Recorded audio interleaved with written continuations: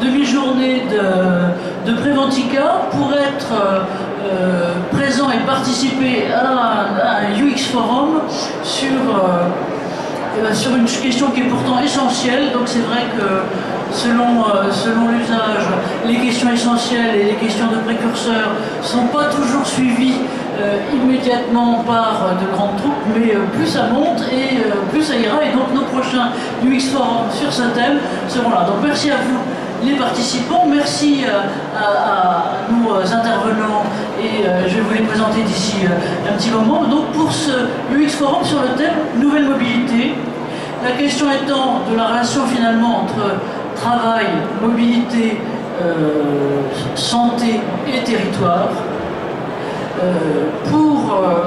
Finalement l'objectif étant l'objectif commun de comment améliorer la qualité de vie. Et ce qui est intéressant, c'est que d'ailleurs on parle tous, quand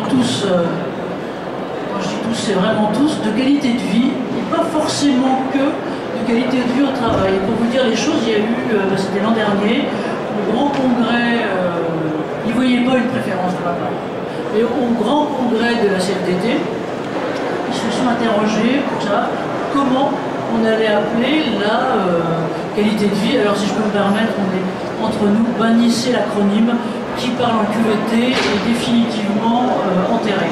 Donc pas ça. Et donc eux, finalement, ce qu'ils ont choisi, c'était de parler non pas de qualité de vie au travail, mais de parler de qualité de vie tout court.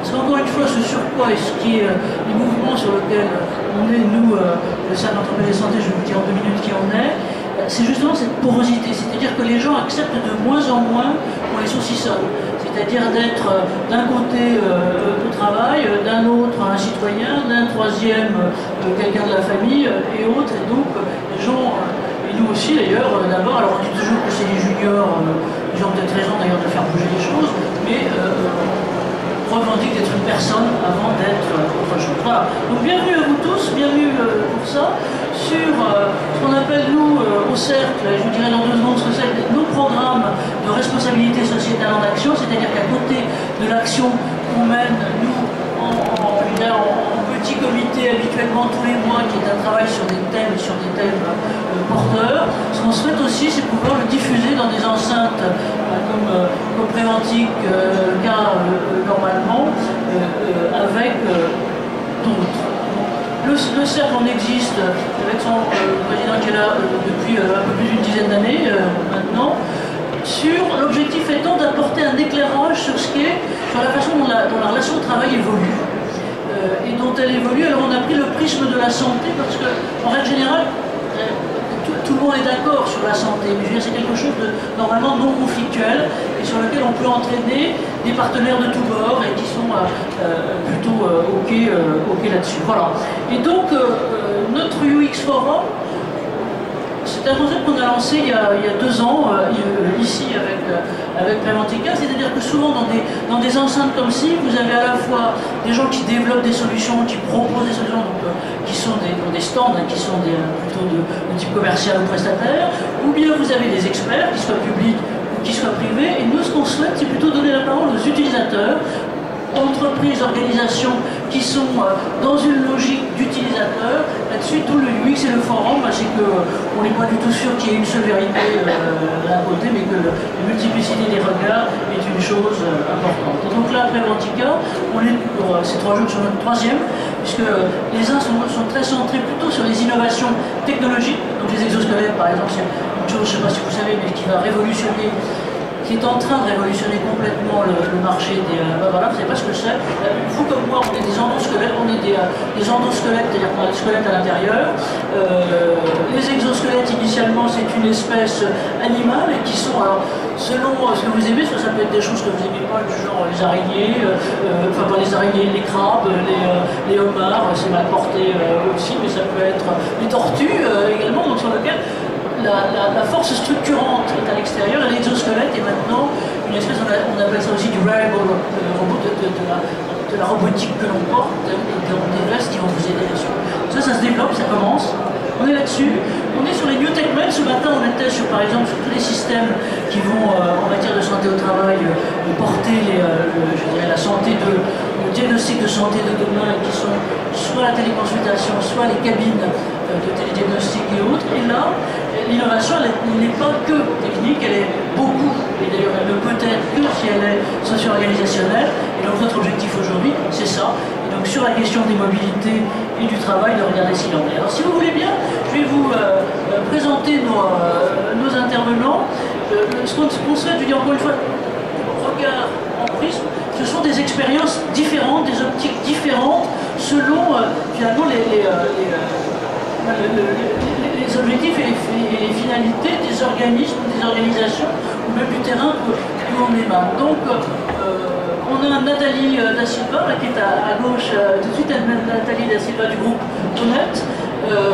Elle est responsable de l'écomobilité et de la prévention routière au sein du groupe Honnête. Elle vous dira, moi, ce qu'est le groupe Honnête, c'est, pardon de commencer, mais c'est un énorme groupe. Je n'aurais jamais pensé qu'il y avait près de 75 000 personnes en France, avec des activités bien spécifiques et qui vont avoir d'ailleurs sur ces questions de déplacement, et pas seulement de trajet domicile-travail, des enjeux bien particuliers. Alors ça, je pense que vous tous qui êtes là, les questions des déplacements professionnels, des trajets domicile-travail, on voit à quel point dans les attentes des salariés, enfin des salariés et des gens, ça pèse. Et ça pèse d'un coût aussi croissant. Là-dessus, à la fois budgétaire, mais aussi coût humain, et donc coût dans les motivations à venir travailler. Donc Nathalie interviendra plutôt, elle a tout le droit de prendre la parole, là, bien sûr, d'ailleurs vous tous aussi, mais plutôt donc, avec une optique de grande entreprise responsable de ses salariés sur cette dimension-là. Regard entreprise, grande entreprise bien spécifique, on a une façon de métier aussi spécifique. Anne-Marie Herster est administratrice de la MGEN, et donc elle est déléguée nationale, c'est bien intéressant, à la RSE et aux innovations sociales. Ce qu'elle a en commun avec sa voisine, si je peux me permettre, c'est que les deux actions, si on veut dire, les deux types de programmes de mobilité sont guidés par la responsabilité sociétale d'entreprise, la responsabilité, la RSE. Alors lui, ça a été aussi, c'est un autre cycle contre moi. Je lutte aussi parce que l'appellation RSE elle est plus que franco-française, on l'appelle plus du tout comme ça ailleurs. Et puis, encore une fois, un acronyme, c'est pas très très vivant. Pardon, mais donc Anne-Marie sur les MGEN, et donc là, c'est aussi une grande structure, mais une grande structure qui est une structure mutualiste, de services mutualistes à finalement ses adhérents, à une forme de militant. Elle-même est issue, j'allais dire, du militantisme et 16 ans, je crois que vous êtes, plus de 15 ans maintenant, que vous êtes administratrice, rentrée administratrice à la MGEN, et on a donc une proximité là, de ce côté-là avec les personnes finalement que vous représentez qui est importante. Et puis Alexandre Fassi, alors c'est bien, c'est le seul barbu à la table, mais c'est aussi le seul barbu dans la salle. Ah non, il y en a un autre avant. Et donc Alexandre, alors vous aussi vous êtes à Marseille, il représente Capot Nord Entreprendre, et Capot Nord Entreprendre, est-ce que j'en ai compris, vous me rectifierez là-dessus, c'est qu'il y a vraiment une forme de dynamique qui est surgie du terrain, qui est à la fois le terrain économique et le terrain du territoire, avec l'ensemble des acteurs qui globalement sont là, pour permettre, puisqu'il s'agit des quartiers nord de Marseille, donc des quartiers que je viens de dire sensibles, avec des problématiques, des enjeux et une volonté bien spécifique, justement sur la question des mobilités, même si encore une fois pour tous la question des mobilités n'est qu'une partie de votre action, de mettre en place un certain nombre de programmes bien effectifs. Alors, quand on parle de ça, j'ai juste 2-3 points.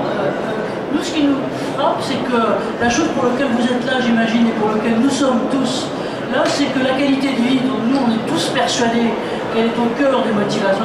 Il y a une espèce d'effet cliquet qui fait que, y compris dans les médias, et y compris même maintenant dans les consistoires de DRH, c'est devenu quelque chose qui est vraiment là. Et ça, c'est le premier constat. Le deuxième, qui a été trop longtemps séparé, je dois dire que là, moi, je remercie vraiment Tika de nous avoir donné l'occasion, l'opportunité, même si vous n'êtes pas nombreux, et merci d'être pionnier de ce côté-là, de faire converger les préoccupations des acteurs économiques, des entreprises, quelle qu'elle soit leur forme, hein, parce que le public pourrait être le même, en collectif ou en individuel, et les territoires. Les choses ne se font que comme ça, puisque finalement, on peut dire, alors c'est peut-être mon passé urbaniste qui nous fait dire ça, mais en gros, tout est une question de partage et d'occupation de l'espace, du territoire, et comment est-ce qu'on fait que les gens globalement soient bien dedans, et par tous acteurs et pour tous acteurs. Troisième truc en ce qui concerne ce qui était depuis longtemps certes une forme un peu plus de signal faible, mais on a un certain nombre de médecins du travail ou d'autres acteurs qui nous disent, qui nous disaient, mais moi je vois des gens, alors je ne sais pas si c'est le cas là, en tout cas du côté des Parisiens, des présidents, qui sont complètement chamboulés, stressés par les temps de travail. Les temps de trajet, pardon. Alors les temps de trajet. Et les temps de trajet qui s'étalent de plus en plus. Alors on regardera quelques stats tout à l'heure, mais je crois qu'à Marseille, c'est plus de 44 minutes. Alors que si on faisait un point historique, c'est assez marrant, mais en tout cas en Europe, je crois qu'aux États-Unis, ça a été initialement pareil. L'implantation historique des villes et des centres d'activité, c'était maximum 30 minutes entre. Et quand, vous savez, c'est marrant, d'ailleurs, un universitaire de l'université de Columbia qui avait toute une étude là-dessus et qui montre que historiquement, il remonte très très loin. Le temps était, alors c'était à pied, à bicyclette, à cheval, en voiture et donc avec tous les ce qu'on connaît. Initial, c'était le maximum supportable, c'est ça. Et donc vous voyez, 27% des trajets quotidiens sont des trajets domicile-travail, et à près de 70%, ils sont réalisés en voiture. Ça, c'est la moyenne nationale.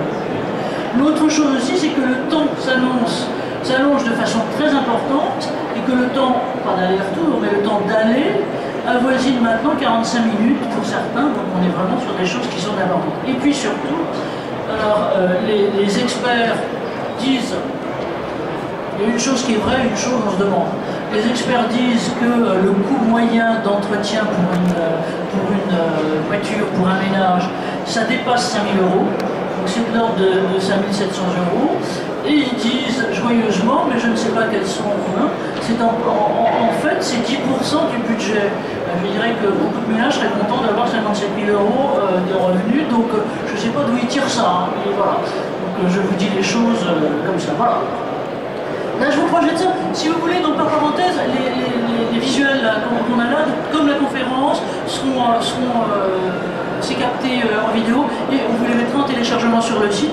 Là, vous voyez, la barre, c'est un document ADEME. Hein.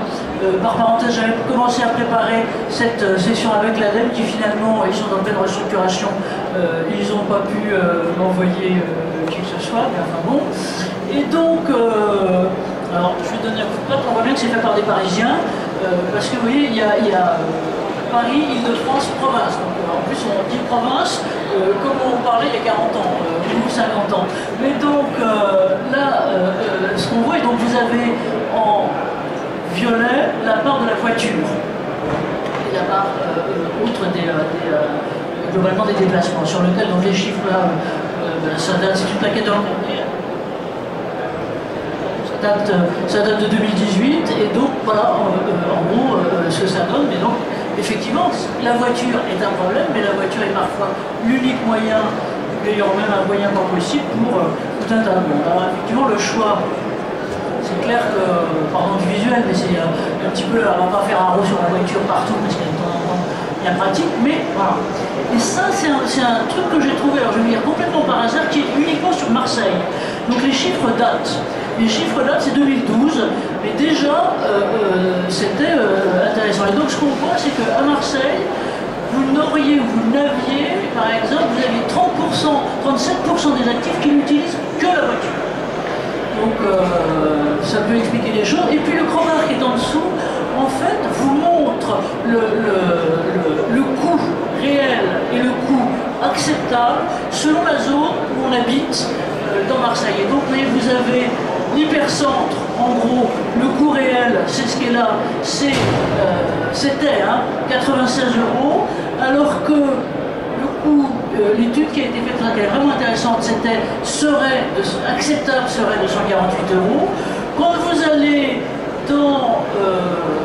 par rapport, vous habitez au centre-ville d'Aix-en-Provence, où vous êtes dans les pôles économiques périphériques, vous voyez que là, vous étiez, puisque donc ça fait déjà il y a quelques années, à pas loin de 170 €, n'aura pas moins de 213 euros de dépenses mensuelles, alors que le coût supérieur acceptable, dit-on, est de 160. Donc on voit cette distorsion qui croît de plus en plus. Et donc voilà. Alors, il y a plein de réponses possibles à ces défis finalement d'une juste place de chacun, de chaque activité, de chaque personne, de chaque élément de circulation dans l'espace qu'on va appeler l'espace bien commun. C'est aussi une notion que l'on est très attaché au CERN. Il y a les trajets, et donc la réponse sur les trajets, c'est celle qu'on va voir aujourd'hui sur les nouvelles mobilités. Il y en a aussi d'autres qui sont... alors, ça se développe de façon croissante. En France, c'est pas l'objet de cette atelier conférence, mais plutôt d'autres, c'est le télétravail. Et donc on le voit croître. En revanche, par rapport, encore une fois, si on fait une comparaison par rapport soit à nos voisins, soit par rapport à d'autres pays, on est très content de nous, mais on pourrait encore développer ça. Et puis il y a une autre chose qui, encore une fois, dans l'articulation territoire et trajet qui est tout à fait important, ce sont les renouvellements, si on peut dire, de conception des espaces de travail qui sont plus les bureaux forcément traditionnels, avec la tertiarisation par sûr l'espace de bureau, mais qui sont les systèmes de coworking ou de tiers-lieux, et je crois que Marie nous en dira deux mots tout à l'heure. Donc voilà, alors il y a bien sûr les nouveaux espaces qui sont là, les nouveaux supports qui sont là. Je crois qu'on a dans la salle quelqu'un qui utilise et qui promeut ce genre de truc. On passera la parole tout à l'heure. Et puis ce que je vais vous dire, c'est que cette conscience collective qu'on a tous, elle se double. Vous avez peut-être suivi la presse récemment. Donc là, on est dans un état d'actualité totale, même si on avait décidé, il y a plusieurs mois, il y a quelques mois, d'organiser tout ça. Ce sont les plans de mobilité. C'est-à-dire que c'est une obligation légale. Théoriquement, toutes les entreprises, à compter alors anciennement, du 1er janvier 2018, devaient, j'en parle dans un hypothétique du passé, mais il est toujours le conditionnel du est encore pire, devait théoriquement établir ce qu'on appelait avant un plan de déplacement d'entreprise et qui est maintenant un plan de mobilité. Tout ça théoriquement, alors je vous en parle encore théoriquement, pour tous les sites de travail qui comptent plus de 100, alors pardonnez-moi, le terme de salarié n'est pas juste. C'est plus de 100, on va prendre le terme de la CGT, plus de 100 travailleurs, parce que quel que soit le statut, salarié, prestataire, intervenant, sous-traitant et patin tout fin, rentre dans ce quota. Et là maintenant, donc là c'est tout frais, ça vient de sortir, l'Assemblée nationale vient de le voter le 17 septembre précisément, sur les sites de plus de 50 salariés. Donc autant dire, pour vous dire les choses, qu'une étude de l'an dernier disait que, alors l'ADEME nous racontait, je vais vous raconter ça, qu'à peine 8% des entreprises théoriquement concernées, donc c'est 17 000, avaient mis en place un plan de mobilité.